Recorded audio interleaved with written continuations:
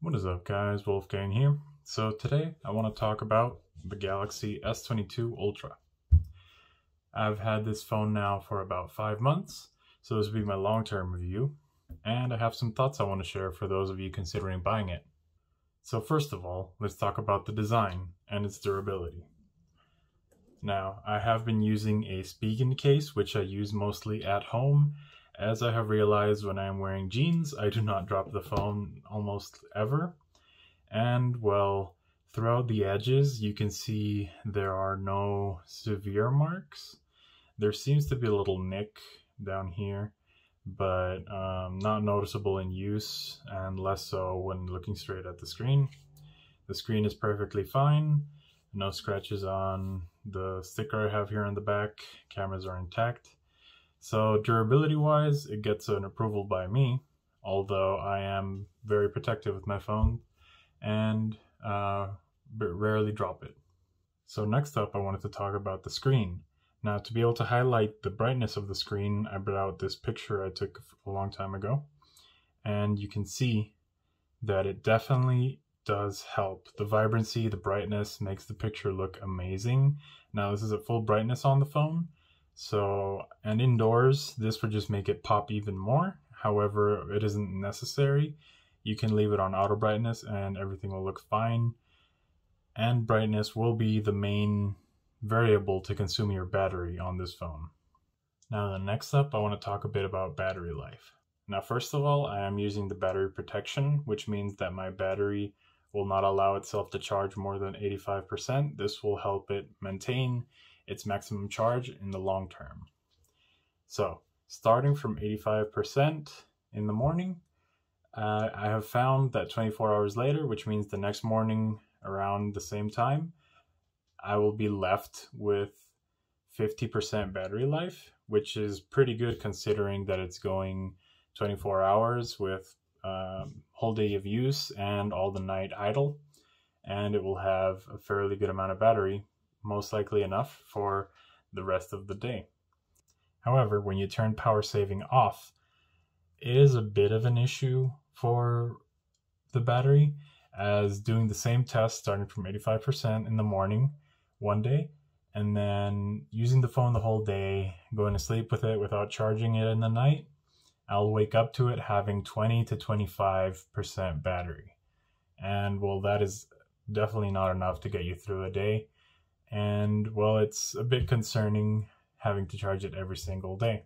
It is unfortunate, as when you have power saving on, that means that your battery, although it will last longer, it will turn off your always on display, it will limit your CPU usage, it'll decrease the brightness by 10%, that isn't much of an issue for me, as well as limit apps and home screen usage by a bit.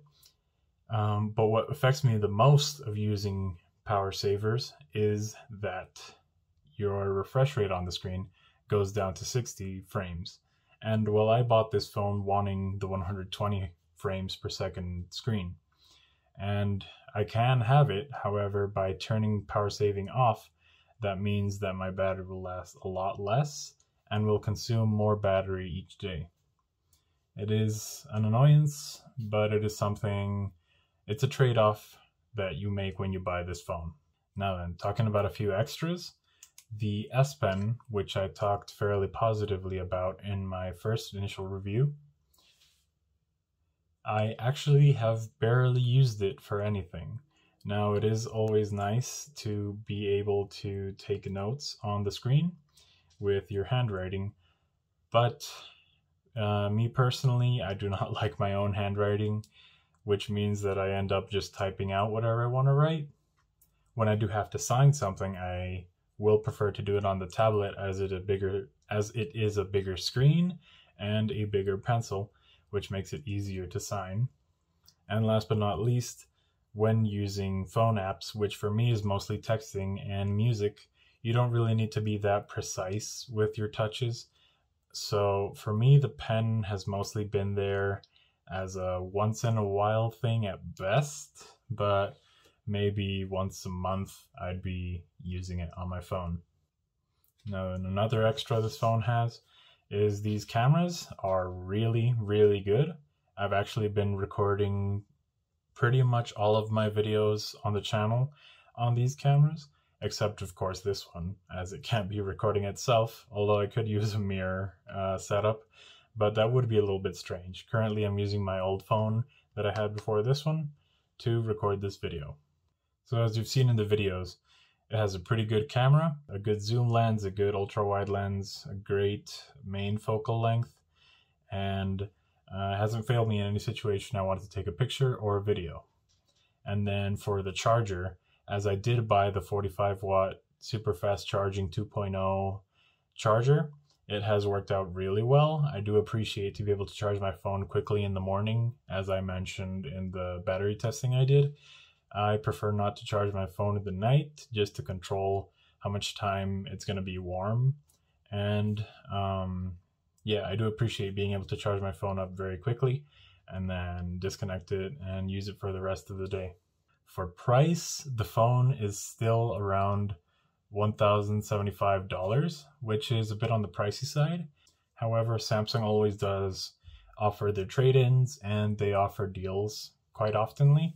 So if you are considering to buy this phone, I would recommend to use both of those opportunities. Wait for a deal and do a trade-in.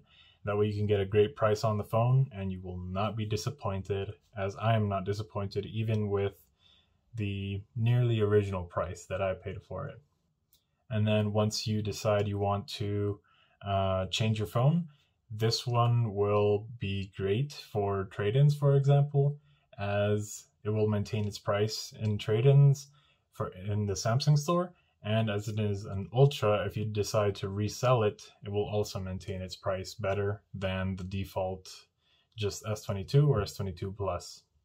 Now, one brief thing I do want to remind you guys to consider, as phones are always getting better and better, and marginally better at that, it is always important to consider if you actually need a new phone, as they are also getting pricier and pricier with very little amounts of improvement. So always keep in mind if you actually need a phone or you want a phone, and if you're willing to pay the price, even if you just want the new phone. Just keep that in mind in your purchasing decisions, so that way you don't get any buyer's remorse. Now then guys, thank you very much for watching. I hope you enjoyed the video. If you did, hit the like button, and if you don't want to miss out on any other similar videos, hit the subscribe button and the bell icon so you get notified. Thank you very much for watching. Have a great day.